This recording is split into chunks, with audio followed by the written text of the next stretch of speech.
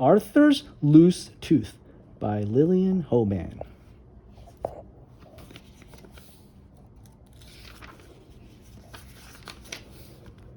It was Saturday evening.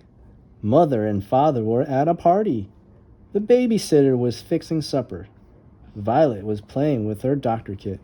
She put a bandage on her doll's head. "I'm going to be a doctor when I grow up," she said. "What are you going to be, Arthur?" "Vroom, vroom," yelled Arthur. He held up his arms and made big muscles. "I'm going to be Captain Fearless, the bravest chimp in the world. I have the power," he shouted. "Stop all that noise," said the babysitter. "You are giving me a headache." "My doll has a headache too," said Violet. "I think I will put him to bed." Violet took her doll and her doctor kit. She started up the stairs. Then she came back. "Arthur," she said, "will you come with me? It is dark upstairs and I am scared." "Only babies are scared of the dark," said Arthur. "Captain Fearless isn't scared of anything. Watch him use the power." Arthur went zooming around the room. He bumped into tables and chairs. He knocked over Mother's sewing basket and a pile of newspapers. He knocked over Father's pipe stand and a bowl of fruit. Then he tripped and fell.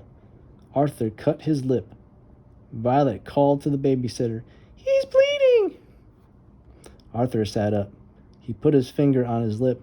There was blood all over his finger. I'm dying, he cried. "Quick, get me a Band-Aid." "I have a Band-Aid in my doctor kit," said Violet. "And here are some cotton balls, too." "Hurry, hurry," yelled Arthur. "My goodness," said the babysitter. "You should not be scared of a little blood."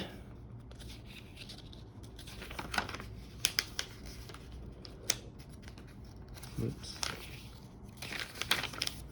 She wiped Arthur's lip with a clean towel.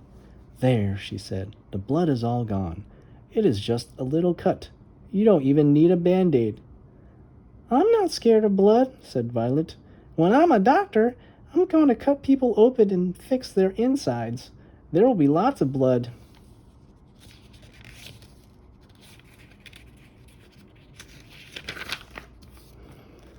"I was not really scared," said Arthur.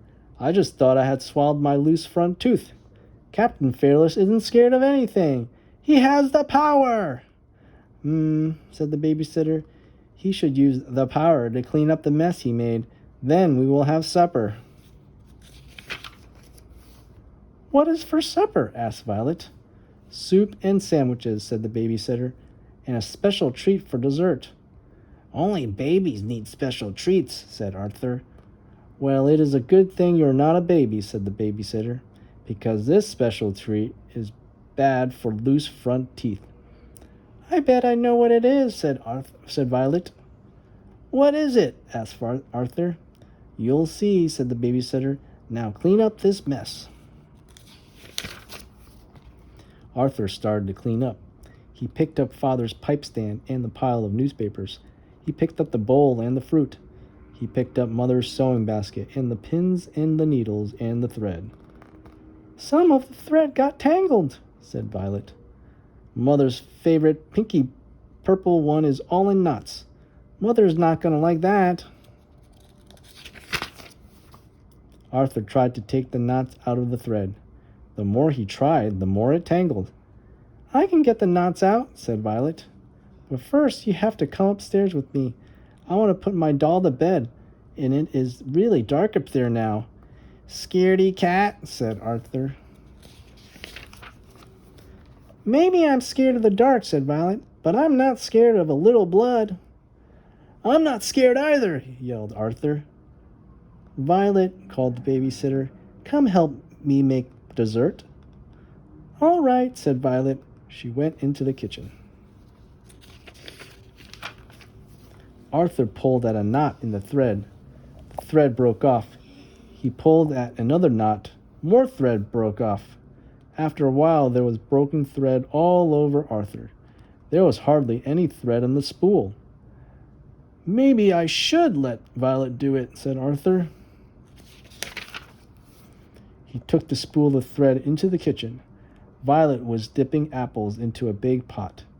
Guess what we are having for dessert, said Violet. It is your favorite treat. It is taffy apples. Taffy apples, said Arthur. I can't eat taffy apples with a loose tooth. It might get stuck in the taffy. Well, if it gets stuck, you can pull it out, said Violet. I don't want to pull it out, said Arthur. What are you looking at anyway? I'm looking at the thread, Arthur, said Violet. There's hardly any left on the spool. Mother is not going to like that one bit. I know, said Arthur. Nothing is any good for me. I couldn't get the knots out. I can't eat the taffy apples. All my luck has gone away. If your tooth came out, you could eat the taffy apples, said the babysitter.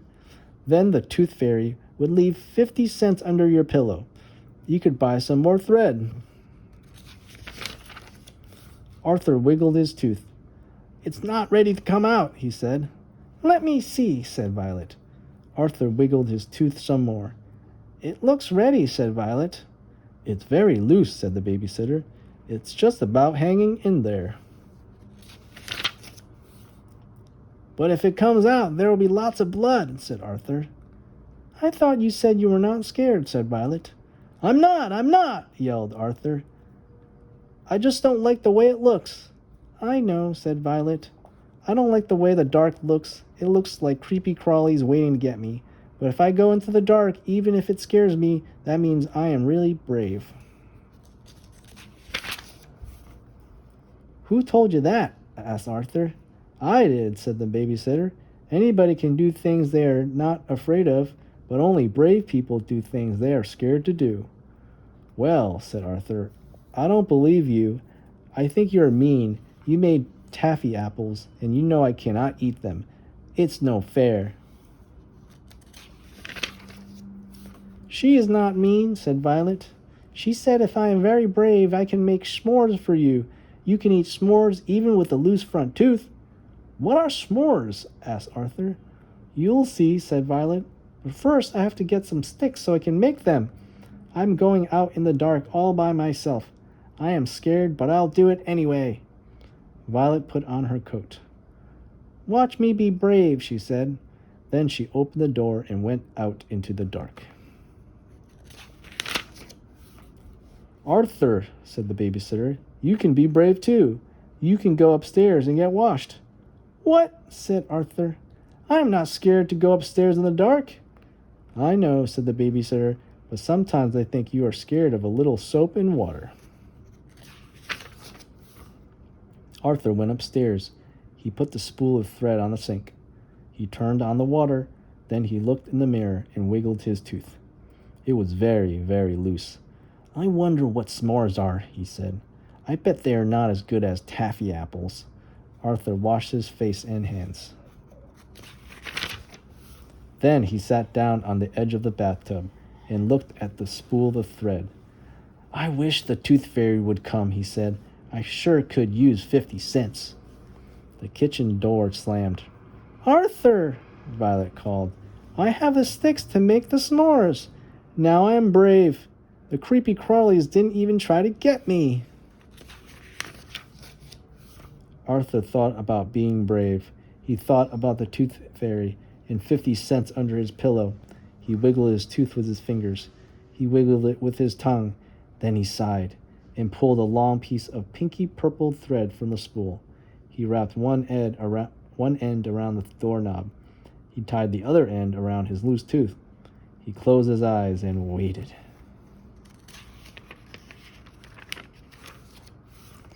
Arthur, called the babysitter, come down for supper. Arthur did not answer. Arthur, called the babysitter, come down right now. Arthur still did not answer. The babysitter came up the stairs. She knocked at the bathroom door. Arthur, come out of there, she said. Arthur kept his eyes tight shut. He did not say a word. I'm coming in, said the babysitter. She turned a knob on the bathroom door. The thread around the knob jerked. It jerked so hard it yanked Arthur's tooth right out of his mouth. "It's out! It's out!" shouted Arthur. He held his tooth in his hand and put his tongue in the empty space. "See?" he said to the babysitter. "I told you I'm not afraid of blood." "Well then, Captain Fearless," said the babysitter, "you can open your eyes and look now that you are really brave." Arthur opened his eyes. There was a little blood on his hand and a little on his tooth. It did not scare him one bit. Arthur and the babysitter went downstairs for supper.